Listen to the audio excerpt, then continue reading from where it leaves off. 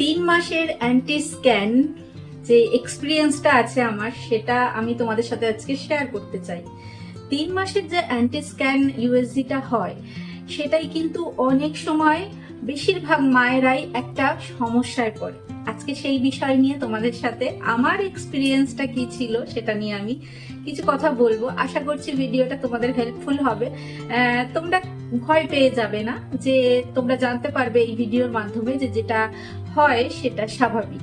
অবশ্য ডক্টরও বলে দেন যেটা স্বাভাবিক, ভয় পাওয়ার কিছু নেই। তো কেমন আছো সবাই? আশা করছি সবাই ভালো আছো, সুস্থ আছো। আমার ছোট্ট আশা, এটি একটি ব্লগ চ্যানেল। এখানে আমি আমার ঘরোয়া জীবনের নিত্যদিনের যে কাজকর্ম সেগুলো আমি এই ভিডিওর মাধ্যমে শেয়ার করে থাকি এই চ্যানেলে। তো আশা করছি ভিডিওগুলো তোমাদের খুব ভালো লাগবে। আর আমার এক্সপিরিয়েন্সগুলো আমি কিছু কিছু সময় তোমাদের সাথে শেয়ার করে থাকি।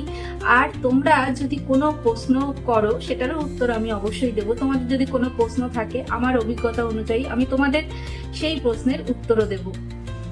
তো আজকের বিষয় হচ্ছে, আজকে থাম্বনেল দেখে তোমরা বুঝেই গেছো, আজকে যে আমাদের প্রেগনেন্সি শুরু হওয়ার 3 মাসে যে অ্যান্টি স্ক্যানটা করা হয়, সেই স্ক্যানেতে মানে স্ক্যান করতে গিয়ে কি বিপাকে আমি পড়েছিলাম, আজকে সেই গল্পটাই তোমাদের সাথে শেয়ার করব। তো মন দিয়ে একটু শোনো। আর যদি তোমাদের সাথেও এরকম হয়ে থাকে সেটাও কমেন্টে জানিও। আর এরকম যদি কখনো হয়, ধরো তুমি প্রেগনেন্ট, তুমি এখনো 3 মাসে অ্যান্টি স্ক্যান করাতে যাওনি, যদি যাও, যদি এরকম বিপাকে পড়ে থাকো, তাহলে ভয় পেও না। ভয় পাওয়ার কিছু নেই, এটা নর্মাল জিনিস। তো সেটা তোমরা এই ভিডিওর মাধ্যমে আগে থেকেই জানতে পেরে যাবে। তো সেটা হচ্ছে আমার গল্পটাই আমি তোমাদের সাথে শেয়ার করব। যখন 3 মাস হয়, 3 মাসের অ্যান্টি স্ক্যান করাতে আমি যাই, ইউএসজি করাতে যাই, তখন আমি সকাল 9:30টায় গিয়েছিলাম। আর বাড়ির কাছাকাছিই ছিল, যেখানটা গেছিলাম বাড়ির কাছাকাছি ছিল। সকাল 9:30টায় আমাকে যেতে বলেছিল, তো সকাল 9:30টায় আমি গেছিলাম। আর বাড়ি ফিরেছিলাম কটায় জানো? বাড়ি ফিরেছিলাম বিকেল 5টার সময়। মানে 9:30 থেকে 5টা পর্যন্ত যে একটা ইউএসজি হয়, সেটা কি তোমরা ভাবছো যে হ্যাঁ আদৌ এই টাইমে হয়, এটা নর্মাল? না গো, এরকম কিছু নয়। 9:30 থেকে বিকেল অত অবধি কোনো ইউএসজি হয় না। আর এমন ভিড়ও ছিল না যে আমার অতক্ষণ সময় লাগবে। আমার সময় লেগেছিল কেন, সেটাই আজকে তোমাদের জানাচ্ছি। তো আমার সময় লেগেছিল এই কারণে যে আমি প্রথমে তো গেলাম ডক্টরের কাছে। ডক্টর যখন আমাকে ইউএসজির জন্য প্রসেস করলো, প্রসেসিং করার পরে যখন সে স্ক্যান করতে শুরু করলো, তখন সে বলল, যা বাচ্চা তো উল্টে আছে, বাচ্চা তো সোজা নেই। তো কি করে করব? বাচ্চা যদি সোজা না থাকে তাহলে ওই স্ক্যানটা করা সম্ভব হয় না। তো আমি বললাম যে আচ্ছা, তাহলে সে উল্টে আছে মানে তাহলে ইউএসজি হবে না, স্ক্যানটা হবে না? তো ডক্টর বলল যে তোমাকে এখন ওয়েট করতে হবে, তোমাকে এখন কিছু খেয়ে হাঁটাহাঁটি করতে হবে। বাচ্চা তো ভাবেই একটা টাইমে মানে সব সময় থাকে না, সে তার দিক পরিবর্তন করতে থাকে। মানে কখনো উল্টে যায়, কখনো সোজা হয়, কখনো বেঁকে যায়, এরকম পরিস্থিতিতে বাচ্চা থাকে পেটের মধ্যে। তো আমি বললাম যে তাহলে এখন আমাকে কিছু খেয়ে তার মানে হাঁটাহাঁটি করতে হবে। তো বললো হ্যাঁ, ঘন্টাখানিক তুমি এখন কিছু খেয়ে নাও, খেয়ে হাঁটাহাঁটি করো। বাচ্চা যদি পাশ ফেরে মানে ঘোরে, ও যে উল্টে আছে সেটা যদি সোজা হয়, তাহলে ইউএসজিটা হবে। আমি বললাম ডক্টর এটা কেন হচ্ছে, মানে এরকম কি হয়? তো ডক্টর বললো তখন যে ভয় পাওয়ার কিছু নেই, এটা নর্মাল বিষয়, এটা অনেকের সাথেই হয়ে থাকে।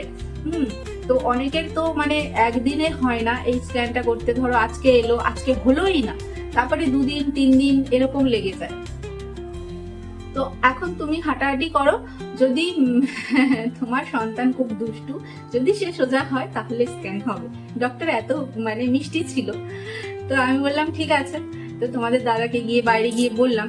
তো তোমাদের দাদা তখন আমাকে একটু কেক, একটু ডাবের জল এগুলো খেলাম। খেয়ে তারপরে আমি হাঁটাহাঁটি করতে থাকলাম প্রায় ঘন্টাখানিক। প্রায় ঘন্টাখানিক হাঁটাহাঁটি করতে থাকলাম। ঘন্টাখানিক হাঁটাহাঁটি করার পর আবার আমার ডাক পড়লো ভেতরে যাওয়ার।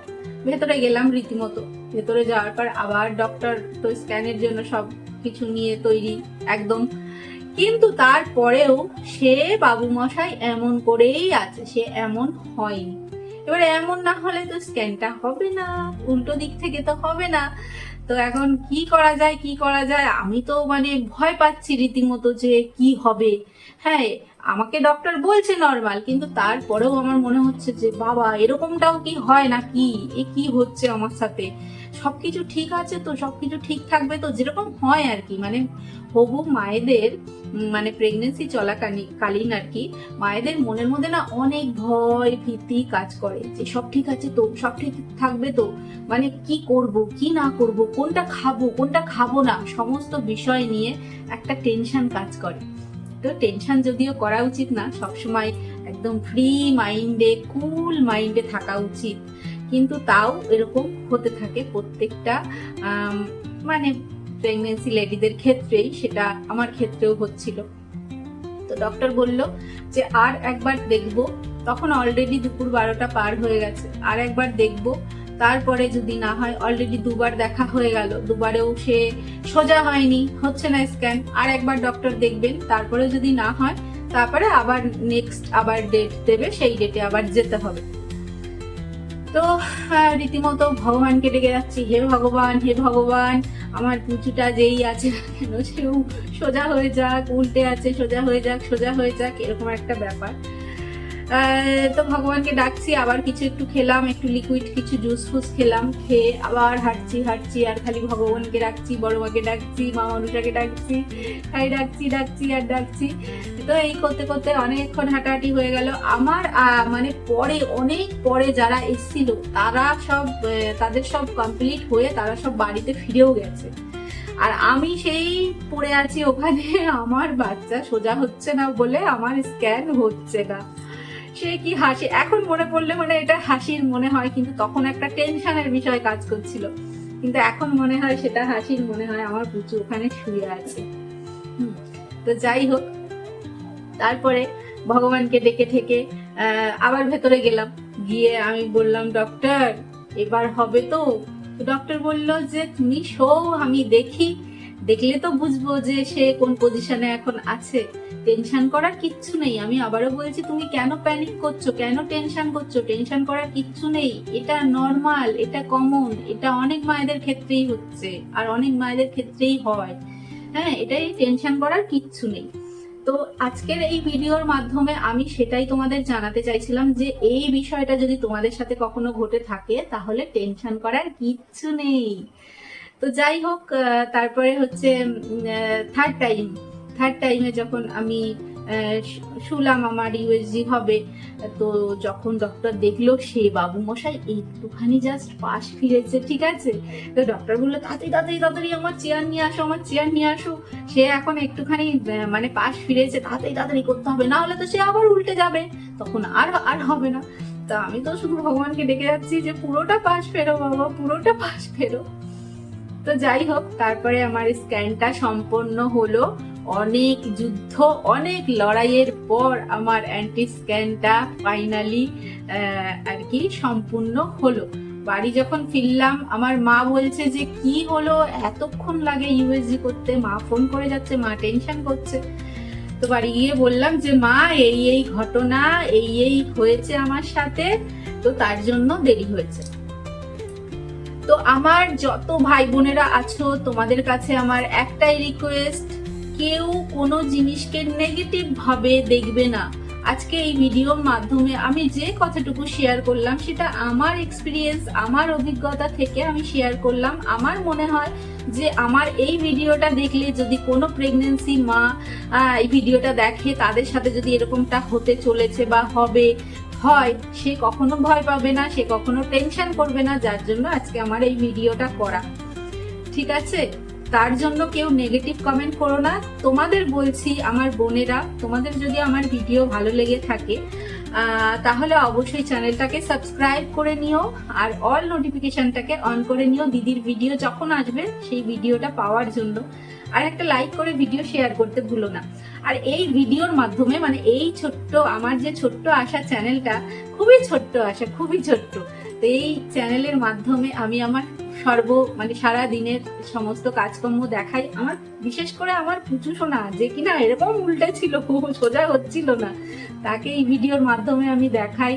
তার ছোট্ট মানে কি বলবো, যে সে কাজকর্মগুলো করে সেগুলো তার কাজকর্ম দেখাই ইন ফিউচার, ভবিষ্যতে, যাতে আমি দেখতে পারি যে আমার বাচ্চাটা এইটুকুনি ছিল, আস্তে আস্তে বড় হচ্ছে। তো আমি চাই যে তোমরা আমাকে ভালোবাসা দিও, সাপোর্ট করো, আর এই চ্যানেলটাকে এগিয়ে নিয়ে যেও, আর আমার বাবা সোনাকে অনেক আশীর্বাদ করো, আর তোমরাও ভালো থেকো, সুস্থ থেকো, এটাই আমি ভগবানের কাছে, ঈশ্বরের কাছে প্রার্থনা করি। তো আজকে আমি 3 মাসের যে অ্যান্টি স্ক্যানটা হয় সেটা সম্পর্কে তোমাদের আমি ধারণা একটু দেওয়ার চেষ্টা করলাম। তো ভিডিওকে অবশ্যই অবশ্যই শেয়ার করে দিও, যাতে এইরকম প্রেগন্যান্সি মমেদের কাছে পৌঁছে যায়, আর তারা একদমই প্যানিক টেনশন না করে। সেই মুহূর্তটায়, যে মুহূর্তটায় আমি করেছিলাম প্যানিক টেনশন, সেই মুহূর্তটায় যেন তারা টেনশন না করে, কারণ তারা তো এই ভিডিওর মাধ্যমে আগে থেকেই সমস্তটা জেনে যাচ্ছে যে এটা নর্মাল আর এটা হয়েই থাকে। তো চলো আজকে এই পর্যন্তই, পরবর্তী নতুন ভিডিওতে আবার দেখা হবে, আর অবশ্যই ব্লগ ভিডিওতে। ভালো থেকো, লাভ ইউ অল গাইস।